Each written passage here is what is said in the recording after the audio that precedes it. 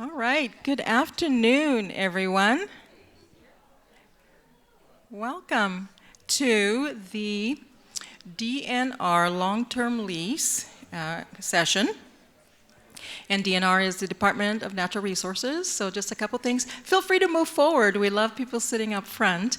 You can put your questions for the panel in the app, the Q&A section of the app.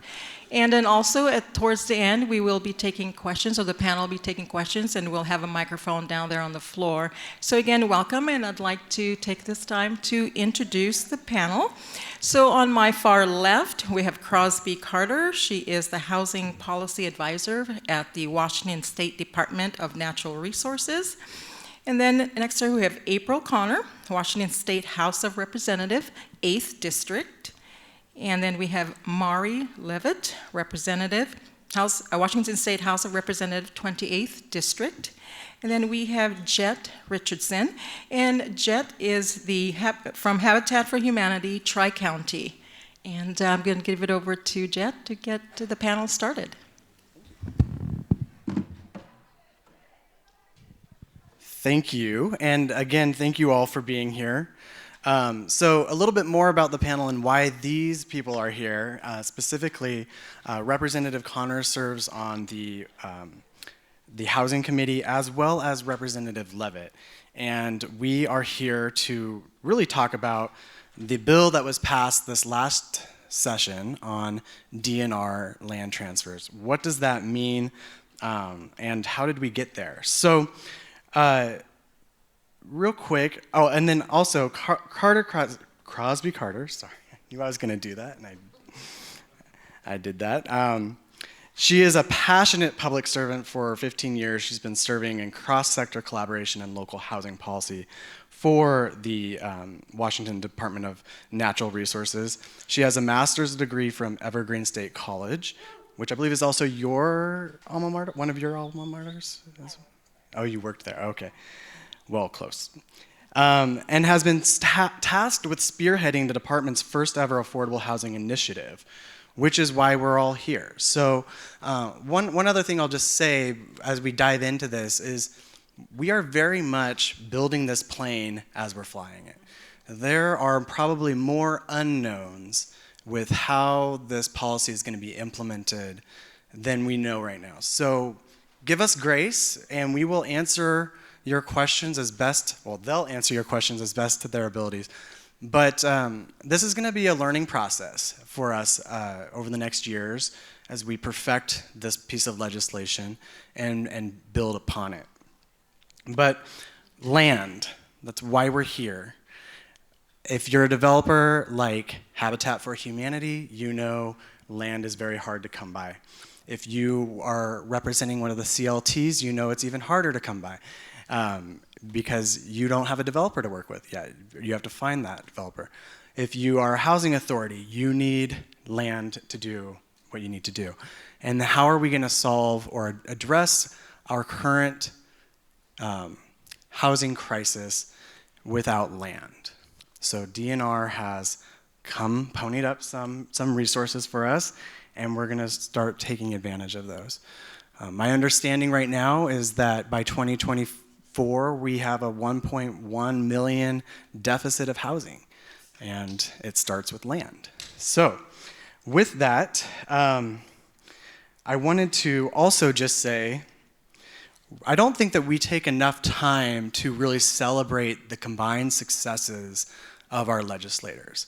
We hear a lot in the media of how contentious legislation policy is across the aisle. That's not been my experience working with folk in Olympia. I find that it's actually much more collaborative.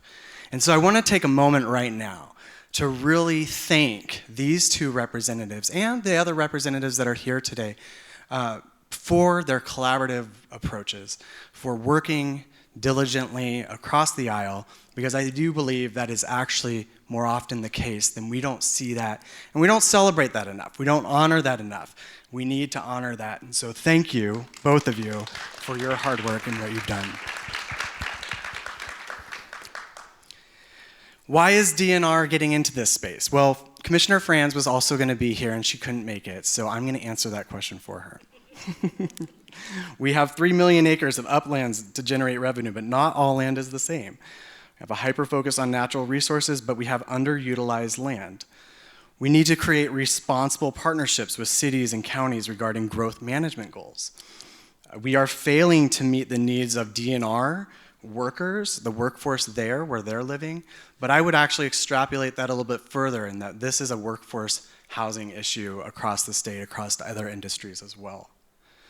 And there is a personal history of affordable housing that she personally undertakes. She has a passion for affordable housing, and so as she is closing out her term in service, this is one of the things that she is near and dear to her heart. And I can say that with confidence because she told me that directly. So if there's anything else, let me know. But as we move forward, my first question is to the representatives. And you can decide which one of you wants to answer this question first. But what were the challenges in your prospective caucuses as you moved this legislation forward, as you presented it? What were the challenges to overcoming misconceptions or common perceptions of housing, the issues tied to housing that you had to address with your colleagues in the Republican Party and your colleagues in the Democrat Party? I'll go ahead and start. First of all, I was super excited to sponsor this bill for DNR in the House this year. And when they first called and put the idea forward, this is something that we're thinking about, I actually raised my hand and said, pick me, I want to champion this bill because we need housing. What they didn't say about me is I have been a real estate agent for 24 years in the Tri-Cities. And I drive around and I see vacant parcels everywhere that we can't build on that are located inside of the urban growth boundaries.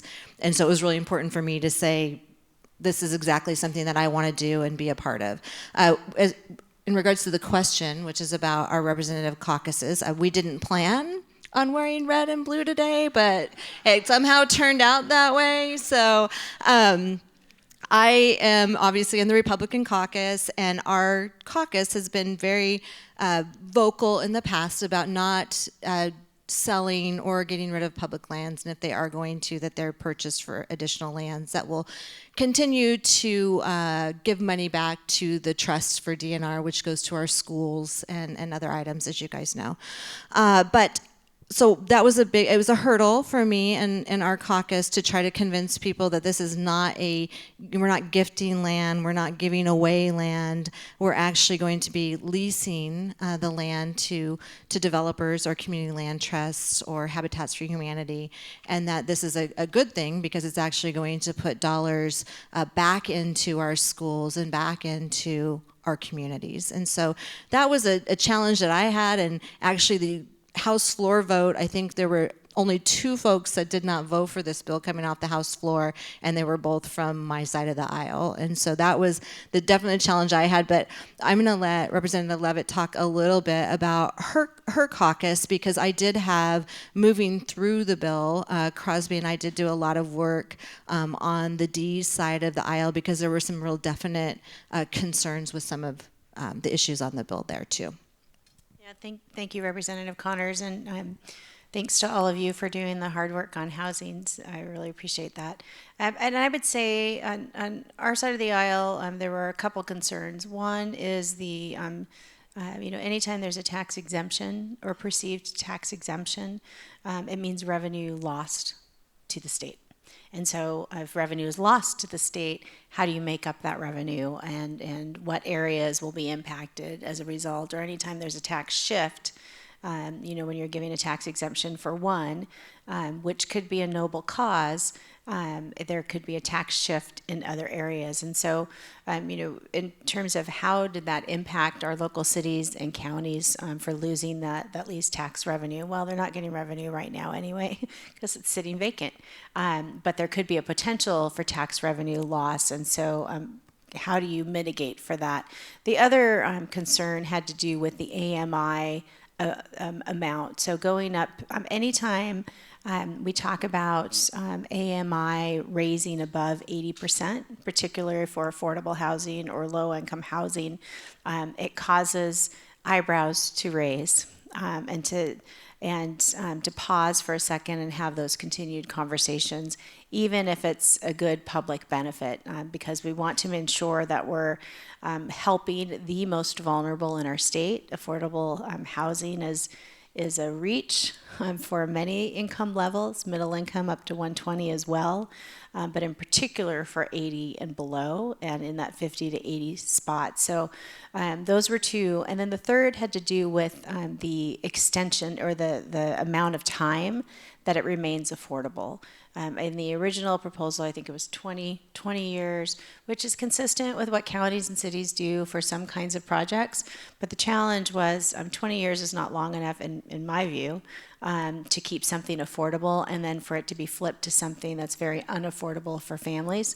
And so ensuring that there's a longer guardrail to keep it affordable. So it went to 99, which is similar to CLTs and other good or best practices.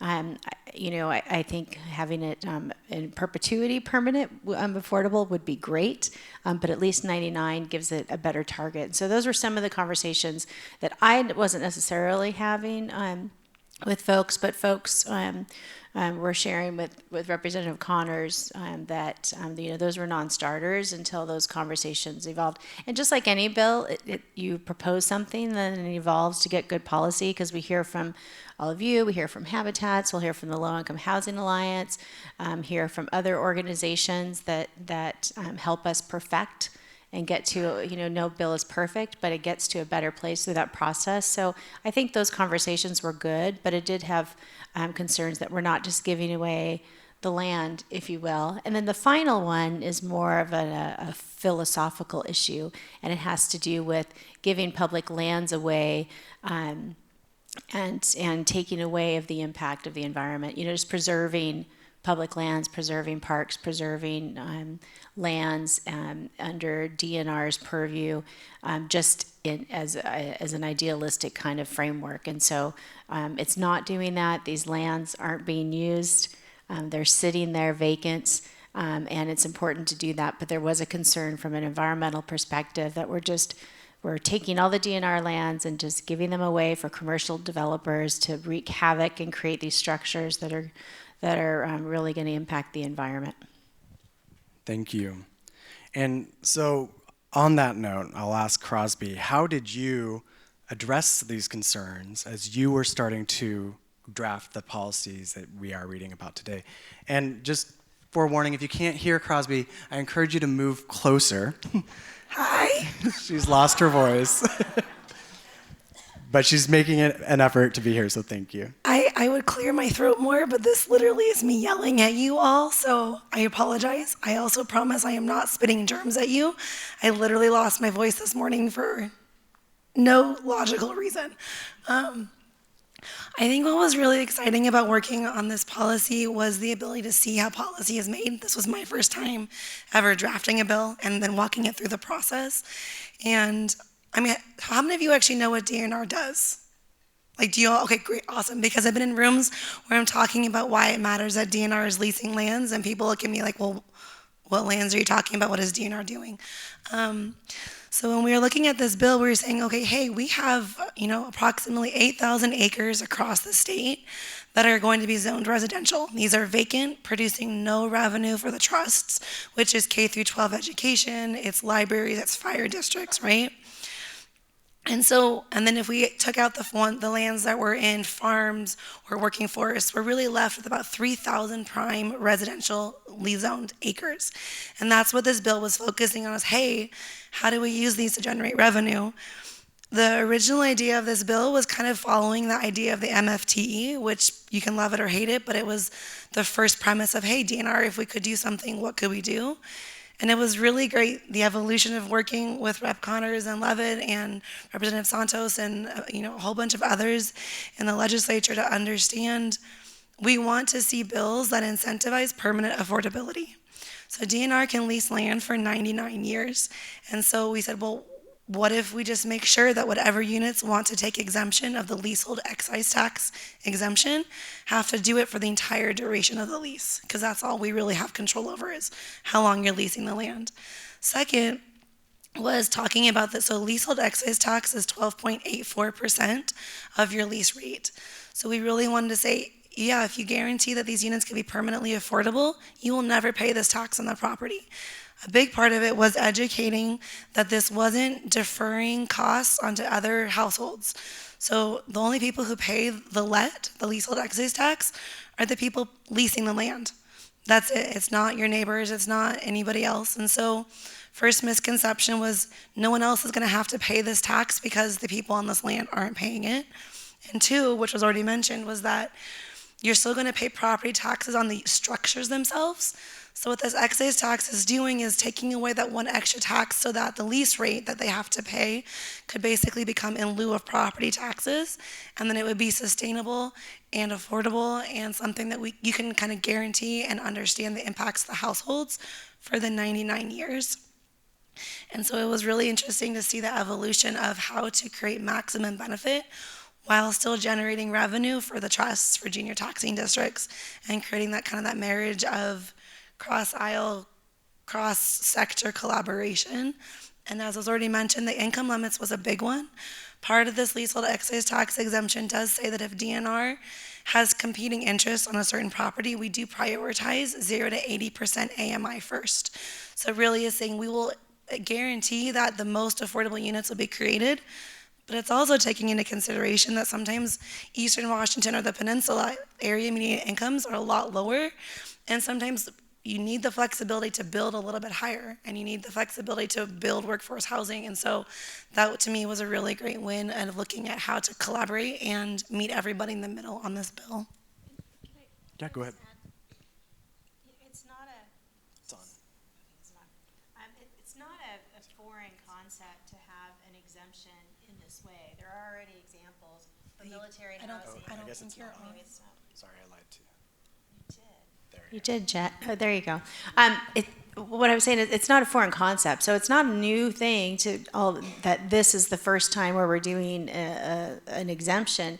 We already allow it for military housing, for Department of Corrections facilities, and others. So this is adding to the laundry list, if you will, that already are allowed to have these exemptions. So I think for those who thought it's a brand new concept, it's never been done before, maybe we shouldn't do it. There are examples, including military housing and DOC, et cetera, that provide that kind of pathway that led to this one as well.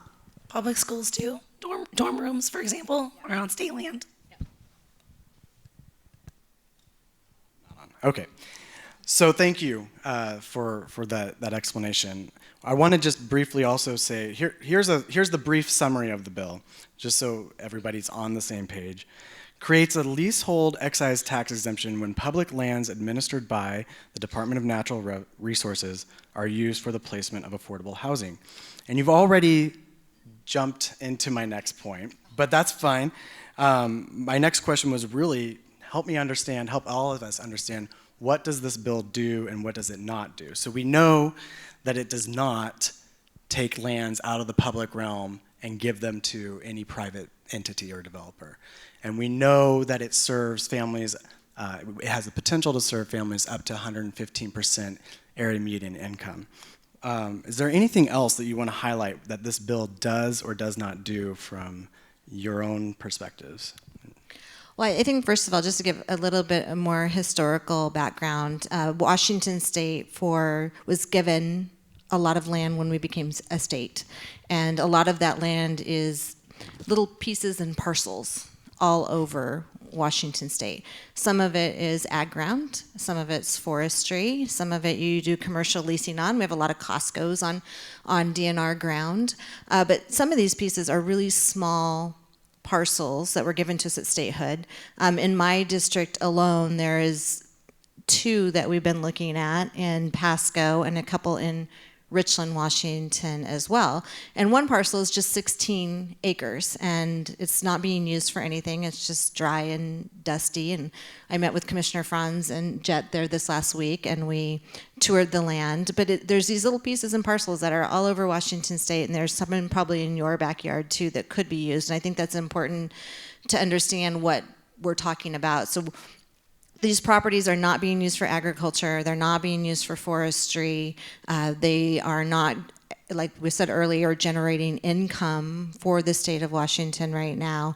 And they are located inside of the urban growth boundaries, which is also very important. It's not land that's outside of the growth boundaries. So the parcel in Pasco, in addition, that we're looking at, is very centrally located. There's a grocery store, there's bus stops, there's a Lowe's, and so a lot of these are located right in the middle of your towns. And so this is where this bill is really important. So what this bill does do is it allows either a community land trust, it allows a Habitat for Humanity, it allows a private developer to lease the land from DNR, and those lease rates haven't been established yet, so that's something that they're working through right now. But it allows them to lease the land from DNR to build homes or apartments or what DNR finds suitable for housing on those lands, and lease the land from them. So the homeowner, when you talk about affordability, one of the most expensive parts, at least in the Tri-Cities, to put our average median income or average median price for a house is $440,000. Probably $120,000 of that is the actual land. So if you take that away, and we get in that $300,000 price range, we get into the affordability of the house. So what this bill does is allows for that land cost price to not completely go away, because there'll be a lease price to the land, and then it allows a 99-year lease on the property. So if someone's purchasing the house, they have a guaranteed 99-year lease at the affordability rate, at least if that personal developer is taking advantage of that. Representative Levitt, you turned your mic on. I did this time. Sorry about that. And the other thing it does is it creates housing. We have a housing crisis in Washington State, and it's creating units. And I think first and foremost, and everything in between, that's what it's going to do. And it's going to create partnerships with groups like Habitat for Humanity and other self-help developers and others to be able to develop the units that people are desperately needing in an affordable range. What it doesn't do, it doesn't usurp the local jurisdiction's development processes. So you still have to go through a developer. DNR doesn't get to just bequeath the land and plop it on and no review, and maybe some developers would, and lots of people would like to do that, but that's not how it's going to work. It's still going to have to go through the typical permitting process and the kinds of things that every project goes through for review, for input from community, and all the kinds of due process that it occurs. So those safeguards or guardrails are still in place, and an expectation and requirement, but it does create availability for affordable housing, and I think we all can agree that that's probably paramount to why I think Commissioner Franz brought this forward in the first place, because she saw the recognized need and had a match with the available resources that she was able to bring to bear. Yeah, fun. Okay. One of the things that I think this really does is have conversations like this. I often ask people if they know that there is DNR land that they can have for housing in their communities, and the answer is resoundingly no, except for maybe Rep. Connors, who did know. But it starts the conversation that says, oh, hey, who owns that land and what is it zoned for and what can be here? So I think that, to me, is the best thing that this bill has done, is allow these new conversations to happen. You're not going to think of DNR as a natural housing partner. Obviously, we're natural resources. But land is a natural resource, and so how do we utilize it to maximize public benefit? One thing it doesn't do is it doesn't make DNR the developer. We're very clear that we are not housing people. I mean, I am, but the agency is not. So how do we create a system that allows experts such as yourselves to access these lands to create affordable housing and maximize partnerships in that way? Because the process for this would really be DNR retains ownership in perpetuity, similar to a community land trust, in the sense that we own the land. You all are the primary leaseholders and develop the properties, and we just help steward that, high development standards, high environmental practices, good stewardship of the land is fostered for the next 99 years as these units are developed.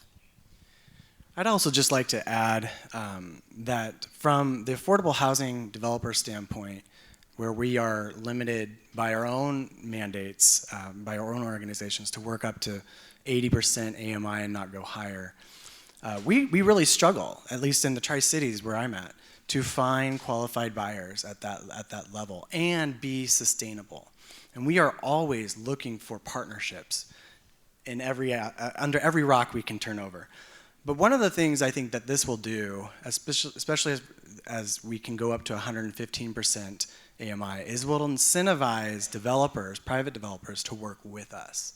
Where up until now, it has been an us versus them approach to housing. We do the affordable housing, they do the luxury housing, and we have a huge middle that is left out of the equation, especially the workforce housing that communities like Tri-Cities, which is growing incredibly fast, need desperately, is that workforce housing. As we can impact that workforce housing, we can clear up vacancies on down the housing continuum.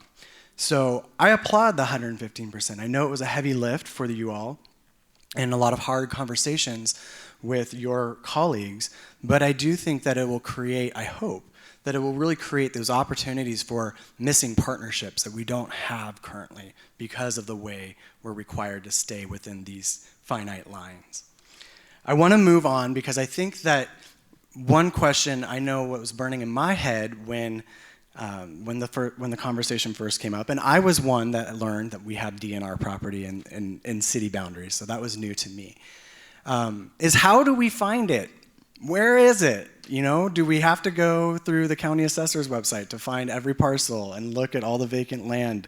How do we do that? So we're going to shift gears and we're going to talk a little bit about the process that you need to know about. And then we will take your questions. And those questions are going to be really important to informing the process as we develop it further. You're laughing. I was laughing because I told Crosby I'd talk about the website so she didn't have to talk for a second. Oh, okay. If I can, we have a website. This is the one slide you are going to see. I prepared it myself. And I think I spelled it all right. I didn't double check. So write this down, and we'll share the slides with you, I guess. And Crosby is also saying that she has handouts too, so be sure to come up here and pick those up. But dnr.wa.gov/housing. So I did go to the DNR website, and I could not find the direct link on the website. So you do have to type in /housing if you're going to find this. Then scroll halfway down the page to mapping transition lands, and click on the hyperlink to transition lands viewer. And we have our first slide here, or not slide, but this is the actual website. So if you scroll down the page, thank you, Dan. You'll see, I've already clicked, so it's not blue, but Transition Lands Viewer. And you can click there and open up the next tab, which we've already prepared, which is, this is the Pasco 16. So you'll see down below in the scroll bars are all of the parcels that Crosby and her team are mapping out. This is where you go. dnr.wa.gov/housing, transition lands viewer is what you want to look for. Click on your county, click on the parcel, and then you'll find this is where it's at. Not every county is going to have it. I'm sorry, Yakima County, we already looked. You don't, but I don't see that ED here anyway. So, what else do you want to say about the website, though, real quick? I think it's important to note, though, Crosby, as we were talking earlier, that they're going to continue to be identifying lands. Mm-hmm. So don't think that maybe you don't have any. Maybe call if you think you do have some within the urban growth boundaries that might work, but they're going to continue to identify lands that might be going on the website. They're also working on just doing it's a big lift for you, I know, but they're trying to do a map just for housing. Right now, if you go on there, you'll see some of it is still agriculture and some might say commercial property. So you do have to look to see which ones say housing next to them. Yeah. I mean, honestly, just call me. And I do promise I have a normal voice most of the time. So one of the things that's hard about that viewer, it's when it's the only thing I've got. So it's what you all get to see right now, but it isn't going to call out zoning or wetlands or critical areas or how far is infrastructure, what's it going to cost to develop. And I really think that as a public agency, we have that opportunity to do a lot of that pre-work for you all. I think we're in a unique place to say, hey, this is public land, let's find out for you. So one of the things we're doing right now is I'm working with a consultant, thank you, LGC, he's here, is helping create a system of looking at our parcels, not just the ones that are in the transition lands, but really the whole state, and saying, okay, what is available for housing? What is zoned? What could be done? And basically creating a system where we say these are the top sites for affordable housing. This is the area median income, proximity to infrastructure, known impediments to development, and really come to your communities and shop it around saying, hey, Tri-Cities, we have 3 sites. This is what could be done. Our consultants have already mapped it out that this is what could fit based on known density. Who wants to build here? And that's really my goal, and the goal of DNR is to bring the sites to you rather than you having to do the hard work of looking through it all, because it's not the most intuitive website, which is most state agencies, as a lot of you work for the state know. So a lot of what's exciting about this is, yeah, there's the transition lands, which are lands that are considered not suitable for DNR purposes. It's not going to be farms, it's not going to be timber. But we also have all of these other one-off properties that we don't really know where they are, which is weird to say as landowners, but literally a couple weeks ago, someone found parcels down in Chehalis that they did not know was DNR owned, because we've had them for, since 1889. So it's the exciting thing is our goal is to preemptively do a lot of those feasibility studies for everybody, and then create an external viewer down the road, barring administrations and funding and all that good stuff, that helps answer the questions, where can housing be and what can be here. And you heard it here first. They're doing the legwork for you. So you just need to go and find out if you have land in your Yes. in your neighborhood. Call I me. want to ask you, Crosby, what types of projects are we looking for? Affordable housing. Any specific? So DNR has a vast history in the state of ensuring whatever projects we do on our lands is stewarding sustainable, healthy growth. And so one of the first priorities has been affordable home ownership, even though we don't necessarily know how to do it. There is a lot of unknowns. As Jet said, we are building the ship as we fly, or at the ocean with a paddle. I don't know, pick your metaphor. We want to find projects that will create the most affordability for the community. It'll meet community values that are needed, working with comp plans, working with local developers, knowing what should be there, not just what I.S. Crosby thinks should be there, but really working with people. We want to find housing that'll create long-term affordability. We want to pick projects that are creative and have new partnerships that are maximizing the public benefit. DNR is not allowed to give away land. It is in state statute, federal constitution. So we do have to charge a lease rate. So we want to work with people and entities that can help us figure out this path together. What does it mean to create an affordable lease rate? So we need entities that are willing to sit across the table and hash out problems, because DNR has never actively gone out looking to find housing developers. It just has never happened.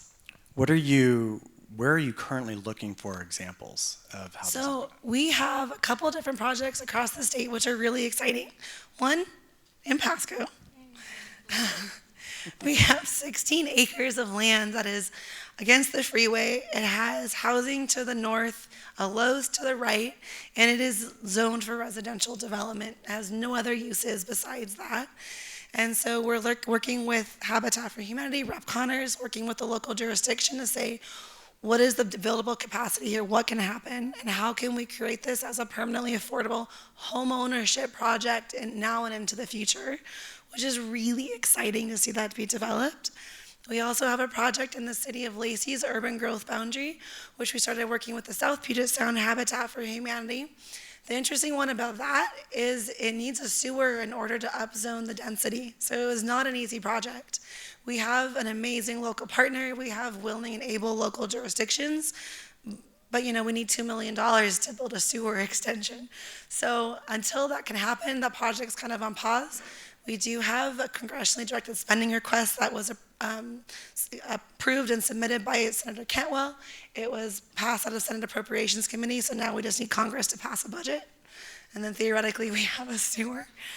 So really, we're looking at those two projects right now. And then with our consultant, we're going to be picking projects between now and December strategically throughout each of the corners of the state.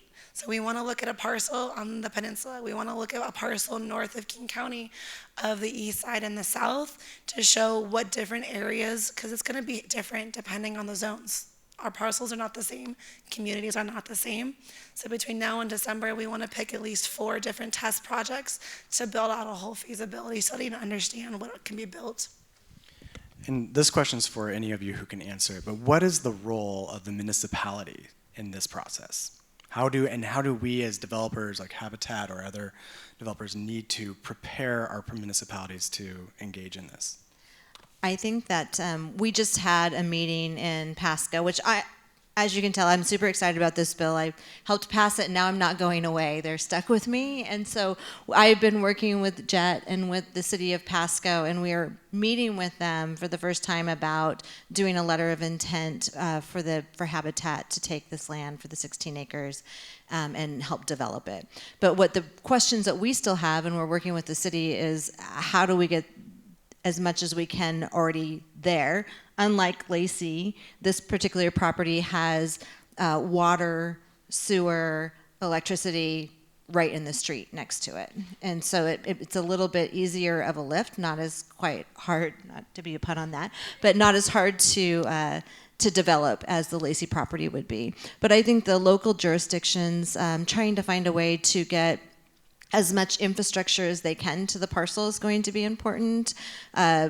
I will be working with Jet and the city of Pasco for a potential, and budgets are going to be tight this year. We talked about that, but working for a potential capital budget request to see if we can get some of the streets and improvements into that area, just because it will be an affordable housing project. And so I think it's going to be important, if you are deciding to do this, to work with your state representatives if there is funding that is needed for infrastructure to go into these parcels. Thank you. And I would say the capital budget is not necessarily in the same place as the operating and transportation budgets will be for 2025. Because of the bond capacity will be about the same, of about 4.5 billion. But depending on the outcome of November and the outcome of initiatives, 500 million was taken or was used for K through 12 out of the capital gains tax. 1.3 billion of the $9 million capital budget for this past year was used from the Climate Commitment Act. And so these kinds of things, depending on, could create millions of a gap to figure out what to do. So it's very unlikely that legislators who love to request LCPs for their local communities and love to ask for $2 million for a sewer extension, or a local community center, or an inclusive playground equipment. We've been very fortunate to be able to do that and be relatively successful, and that may not be likely an option this upcoming year. So what is the role of the cities? And this is why I'm going to tie it back. I think really working with cities and counties, depending on the jurisdiction, if it's unincorporated or not, to ensure that you're finding every possible way for requests that come in that's multi-jurisdictional. So if there's a way to show that X is putting in these dollars and the developer's putting in this, and so there are many kind of partnerships that our dollars are going into, that's helpful. I think it's also helpful to talk with your local cities and others about asking them, have you put in, particularly for sewers and things that fit with the Public Works account, have you requested these dollars from the Public Works account? If the answer is no, ask them why. If they say, well, we don't think we can get money, or we don't think we're eligible, ask them to find out definitively from the Public Works account that it's not eligible, because it's a lot easier to come before capital, particularly in a time where The big ticket items of over $100 million for the forensic hospital, for example, is obligated. And we've done major historic investments over the last few years in capital that we want to make sure that you can come with a straight face to say that we've explored all of these options, and this would make a difference to affordable housing, and this would make a difference to the housing crisis that we're having. But just coming in and assuming it's housing, you love housing, you say it's your priority, and then asking for all these LCPs and not doing the legwork with cities and counties now, between now and December, will put you in maybe a better position to be able to hopefully be successful in this upcoming session, because while it's not operating, et cetera, and the bond capacity will be about the same, it's still a difficult lift. Thank you. So we've got about 15 minutes left to open it up to your questions. And I'm not checking the app, so do we have questions? All right. And then can we steal one of the mics and we'll put it down here? Don't take mine. Don't take, you want your voice loud in here. Thank you. Oh, okay, that's fine.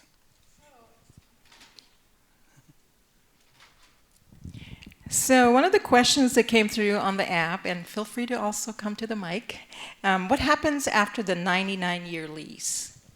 That is the $1 million question. Okay, so right now, DNR does not have the statutory authority to automatically renew a lease for another 99 years. So right now, we're looking at how do we start the process? Because if we wait for perfection, we will never do anything. So, thank you, I hope. So we want to start, and then we want to start the process with people who are willing to sit across the table and have the funky conversation that says, okay, at year 69, if it's home ownership, what are we going to plan for that in case the underlying ground lease is shorter than a mortgage term? You know, other state agencies, Colorado, New Mexico, have pretty much said, we'll let those people at that point figure it out. They literally said, well, we'll figure it out then. Well, I don't particularly want to create a process that says, we'll figure it out then. So, great question. And I will say it is not something we haven't thought of. It's just a matter of let's just start the process and then see. New Mexico says they're going to tear down units at the end of the lease. Colorado says, well, they'll work with the entity to either buy the units themselves and then auction them off, or create the ability to sell them off themselves. We also have the ability as DNR, under the Homestead Act, to sell individual parcels to homeowners. So at the end of the lease, if there are still viable homes and people want to own the underlying ground, we do have the ability to sell directly to that person. Because the caveat that we didn't mention is I can sell to any local jurisdiction, a junior taxing district, a housing authority, but I cannot sell to anybody who is not one of them. I cannot sell to Habitat. So we can lease to a Habitat or a Plymouth or a whomever, but so those are the leases that we're going to have to figure out. Great, thank you. So I do have another question. I'm trying not to ask the questions that's for No, it's you, okay. Crosby. I have not talked all day in preparation of this hour. Gotcha. Okay, so why was the upper income limit set at $115,000 as opposed to 120%, which is the upper limit of moderate income limits in state law? It matched the MFTE when it described that low to moderate was 115. So that was the kind of the compromise of ensuring we were reaching an existing state statute. If someone decides they want to make all the state statutes the same, then that's awesome. But for us, that's what we were matching was the MFTE. Right. And another question, so who would assure the operation of the property as affordable housing for the 99 years? So that was why the caveat that DNR is the land manager, not the developer.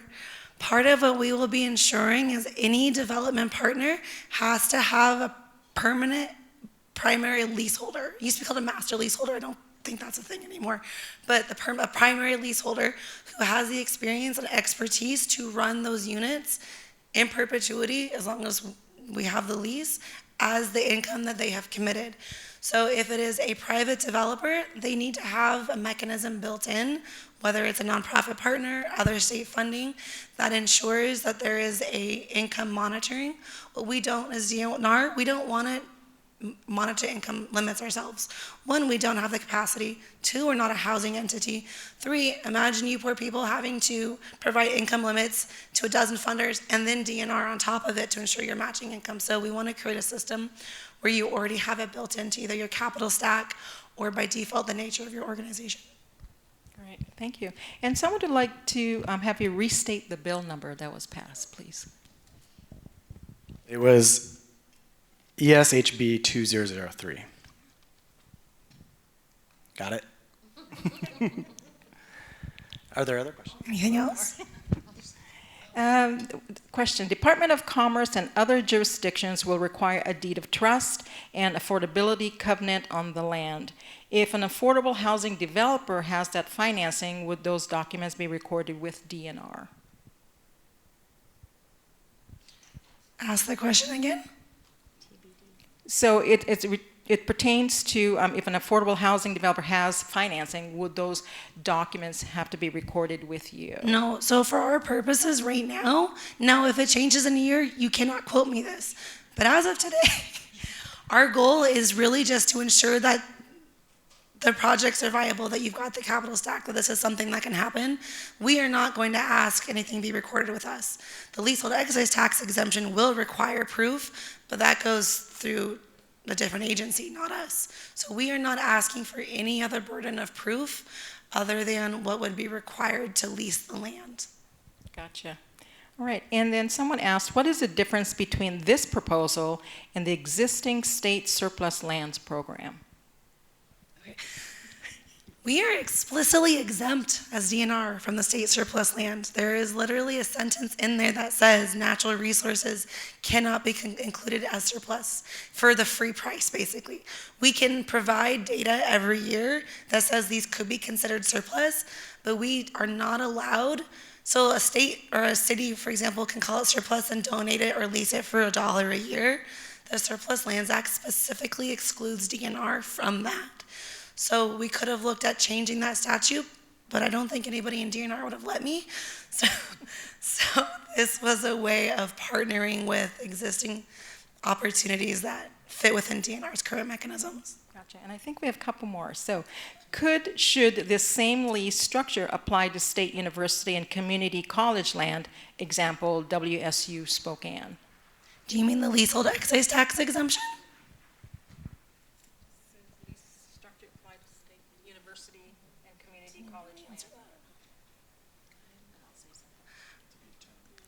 I have no idea.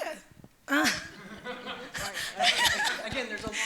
Well, for example, we do lease to state institutions all the time. There's a ton of land across the state that has, like, for example, the underlying trust is WSU, is Washington State University. There is a parcel that is leased to DSHS because the underlying lease is DSHS. The underlying beneficiary is DSHS. So DNR already has a ton of existing on the books flexible lease structures for a myriad of options. This bill, for me at least, is a hopes of step one in creating a more accessible way of leasing land for affordable housing, but that does not mean that other options aren't out there right now. And I'll add, because it mentions higher education, made a bill a few years ago in the Capital Budget Committee that focused on using community and technical college, excess land, CTCs. Some CTCs have a lot of big pieces of property. Some institutions have big pieces of property that aren't used, that could be used for housing. Tacoma Community College did a partnership with the Tacoma Housing Authority, et cetera, that really I think is a great model and a good example of adding housing units for students and community members. It allows for both. And out of that came a bill, the following year, that I introduced that would allow that to occur. There's a bill likely to come forward this year that does talk about post-secondary education property again, to be able to develop housing, and that's TBD. watch this little trailer, a little tidbit of a teaser for that, and hopefully you'll support it as we start to develop it. So there are ongoing conversations of being able to do that. This bill was about DNR public land, so it doesn't make sense to have a big everybody and anybody just be able to do it, but there are particular focus areas. Also, Representative Harris had a bill this year that really created ire in the CTCs. I happen to love it. I thought it was a great bill that would allow for emergency shelter purposes. It was a very targeted kind of situation for low-income emergency shelter purposes. And some of the testimony by folks who were, a couple of them were trustees, was atrocious. And in my mind, they should not be trustees of a community and technical college if that's their view of individuals who find the need of emergency shelter services. But that's here nor there. The point is, the cities came in and some supported it. So I share those two examples because there are ongoing conversations about doing a variety of different things on public lands outside of DNR that I do think will continue to move forward because we know we need those million by 2040. And in the interest of time, I think we have about 5 minutes left. I'm going to ask the last question. So I'm going to hijack you. I'm sorry. Thank you. This is coming, all of this is coming at the end of Commissioner Franz's term as Commissioner of Public Lands. As you look to 2025 in the legislative session, so it's a two-part question. First, what do you see as being barriers that we're going to have to continue to overcome, either from the implementation standpoint or from the legislation with your caucuses? And what do you have to say, since this is being recorded, to the incoming new lands commissioner, be it who it may, in order to keep this momentum going? Do you have anything that you would like to say to them directly? Well, I'll do the latter part first. I would say to either one of the candidates who are vying to become Public Lands Commissioner, one, thank you for your willingness to serve in this role. It's very important.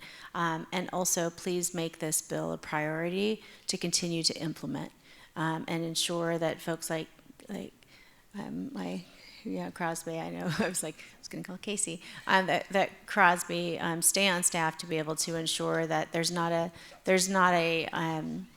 slowness to roll out. The other thing I would say of what's ahead in 2025, I mentioned the challenges in the capital budget. Last year, we also passed House Bill 1892, which is a workforce housing accelerator program commission that would be not done by Commerce oversight, but done by the Housing Finance Commission, because that's their book of business. And so we'll want to put money in that bucket. The bucket was created, the policy was created, and putting money in that bucket will be a priority. Ask, in addition to a kind of very similar bill on workforce housing for self-help development kinds of projects potentially maybe coming forward. And then again, a focus on housing and infrastructure. Infrastructure is the most important or the most expensive part of these projects, and it's really hard to be the first dollar in if you don't have a lot of dollars to do. And so I think we'll continue to have some of those conversations as it relates to development and adding more units. And then finally, continue to do the great work we've done over the last 2 or 3 years on housing supply, but then also stabilization, rental assistance, utility assistance, and making sure that people can remain in their homes through weatherization programs, et cetera. And I think as far as the question to the new commissioners coming in, I know one, I do not know the other, and I have definitely already had conversations with the person that I know that's running for Public Lands Commissioner to talk about the relationship that I have created across the aisle, not only with representatives like Representative Levitt, but with Commissioner Franz has been a champion of this effort, and in my opinion, she's doing the right thing to help create more housing that is desperately needed in Washington State and the affordability factor in Washington, and then also the relationship that I've created with the staff that is currently at DNR. And I think when somebody new comes into these positions, it's hard to know if they will have these same ideas or timelines of making this a priority. But I think as much as we can be a united front, a united bipartisan front with whoever comes in about the importance of this bill and the people we've been talking to and the quick response that we've seen to things that have already been happening since this bill passed are very important. So I think together we can be very helpful as that transition occurs. Crosby, anything you'd like to say to your new boss? Welcome. Good answer. We'll leave it there. We'll leave it right there. A couple of things that we didn't talk about that in our preliminary discussions before this panel came up were things like, how is this going to work with other resources? How will the DNR transition lands work with Housing Trust Fund? Well, Ann Campbell is right here, so she can answer all of those questions. No pressure, Ann. How will it work with CHIP loans or CHIP financing? How will it work with USDA? These are all questions that are burning in Crosby's mind that we are going to diligently work towards finding solutions for. But again, there's a lot of unknowns here still. So give us grace, give Crosby grace as we figure this out. But in the meantime, thank you again for passing such a great bill and moving the dial on that. So please join me in giving a round of applause to our panelists. Thank you.